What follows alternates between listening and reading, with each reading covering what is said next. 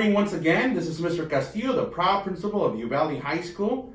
Once again, we have our favorite guest, Ms. Olga Charles from Newspapers and Education. Good morning, ma'am. Good morning, Uvalde. How are y'all doing today? And Ms. Charles is here today to talk about how the Coyotes got their name. And now, as you may have recalled from the previous segment, Ms. Charles talked about how the Honey Bowl got its name. And this week, we're talking about how the Coyotes became the Coyotes. All right, so Ms. Charles, if you can let us enlighten us on a little bit of Uvalde history. Their very first football coach was named by the name of William Watson. He was the official coach in 1920. And before then, the coaches were volunteers. In fact, if you were a pastor at a local church, you were probably the one that they would call on and say, do you think you could be our local coach? Because the school just couldn't afford a coach. And if you were a student or you were a young man under the age of 21, they would ask you if you would be on the football team because they were still trying to get a football team together. So that was the beginning of the Coyote football team. And then in 1924, once they had the football team, they got it together. In 1924, they changed the name from, the name from the Honeybees to the Coyotes. They had a contest at the high school. So they had a contest. There was a gentleman by the name of Ike Moore. He suggested the name of the Coyotes. So they changed the name from the Honeybees to the Coyotes. At that same time, the color originally had been red and white. Now, it is said that either the color bleached out from red and white to maroon, or the fact that A&M by this time had pretty strong ties to Uvalde, and they suggested that, the color should be maroon and white. So either way, the color went to maroon and white, and the name changed from the Honeybees to the Uvalde Coyotes. So that is when, in 1924, that it changed. So in 1924, we went from being known as the Honeybees playing at the Honey Bowl to now becoming the Coyotes. The Coyotes in 1924, Yes. So anyway, in 1926, we got another real coach, and his name was Cy Tate. And so he came in and started to help with the coaching, and conditions were very difficult for the guys. I mean, in fact, they had to buy their own equipment. They didn't just come into the school and the school provided their equipment. They had to buy. Whatever they used to play with, they bought their own equipment. It said their helmets was just a leather piece of a cap that they bought. Well, they used to call them leatherheads, right? Leatherheads, and so that is what they use. Their shoulder pads were pieces of leather straps that they put on to kind of hold their shoulders together. Their pants were made of canvas material, and their shirts were solid wool shirts. And it said that when they played, the sweat, because they perspired so much, they would get sopping wet. And can you imagine having to wear those things in the summertime? And they perspired so much that they weighed a ton, and it was just extra weight that they would have to carry with them because they were so heavy. Heartbreaking. Did we ever win a state championship? Not in 46. We lost it by 1 in 1946. And it talks about these guys, and then you see the picture. And I look at it and I see it, and it was like Mr. Cap, he just passed away. Louis Cap, you see the picture there that I could associate with. Henry Vasquez that owned the restaurant, Vasquez, had just passed away. He was on that football team. My cousin Jim Tafoya, I mean, he's passed, but these are pictures, people that I recognized in that picture. And they were in that 1949 football team. And then in 1972, which was the Coyote team that won state, the football state championship, they were the first ones that won state. I recall that because my brother Gilbert was on that team.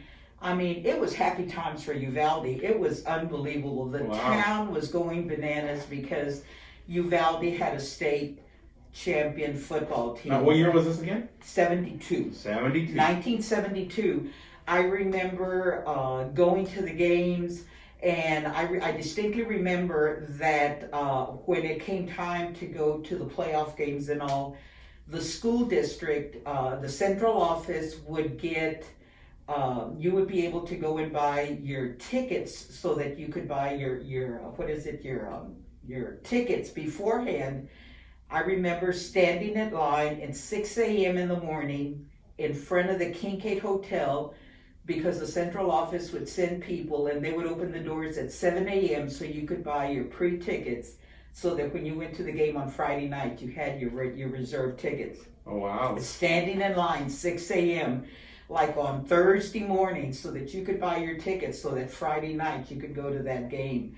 I remember going to Austin. It was fabulous. And the community was just going crazy because of all the excitement as to what was going on. And this was in 1972, the state championship when the Coyotes won. Well, we've come a long way. Now Yes. our Coyotes, they travel better. They travel. I mean, these guys have it made. Let me tell you, they have air-conditioned buses. It is unbelievable. And then in 1977, you had the baseball state championship. That's another one for Uvalde. The baseball team had a state championship. And again, these air-conditioned buses. I mean, the Coyotes have come a long way.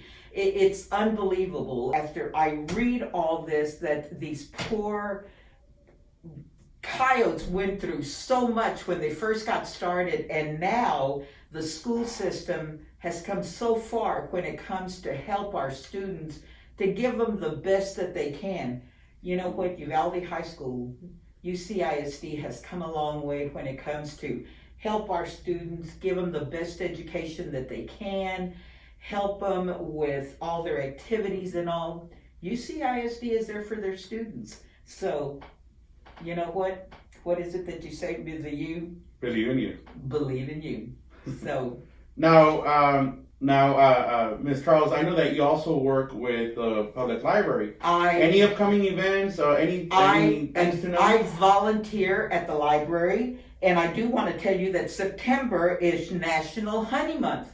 So because it is National Honey Month, which is associated with, that the honeybees were known, that was our first name. It is National Honey Month. The El Progreso Library is having a exhibit on honey. So there's several different exhibits on honey right now at the library. So please go by. And I also want to let you know, do not forget that we have got Wi-Fi. And it's a big library, so if there's several of you that want to go, we have study rooms that are available. I think we had a board meeting last night, and I think there's something like 8 study rooms.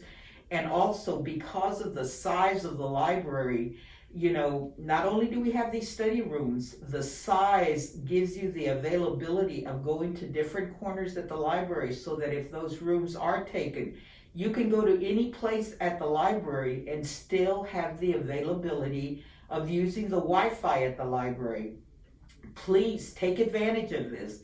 The college, I think I understand, is not meeting. So if you're taking your classes online, please feel free to go to the library. I think I did write the hours. Monday through Friday, they're open 10 to 6. 10 to 6. Okay. Friday and Saturdays, they're open 10 to 2. There is a little picnic table to the side. I know sometimes it's late and you do need to study. There is some light outside. I hope you don't have to do that, but try to utilize the library as much as you can. That's why it's there. We want you to go in there. And again, we've got a large lobby that if you don't want to be in the actual library, you can go to the lobby. If you feel that you have to take your cup of coffee with you, we talked about it, we will allow you to take it. Make sure you've got a cover on it, and you can walk in with your coffee. Please do not spill it, but you can go in with your coffee. We will allow you. We want you to go in there and get your education, and if you have to have your coffee, take it. But if you've got your your iPad, you've got your computer, please feel welcome to go in there. We will try to accommodate spots for you everywhere. We try to keep it as quiet as possible so that you can go in there and do as much work as you need to. So. Well, thank you so much once again for your visit, Ms. Charles. We hope to have you again the next week. I hope so. Well, next time I come, I want to talk about the annuals for Uvalde High School. Okay. You know, it's amazing. I know we're so used to seeing our regular annuals, but I'm going to show you pictures of the very first annual that Uvalde High School ever printed. So That's I've got fantastic. pictures of those. So I think you'll really be impressed when you see those pictures.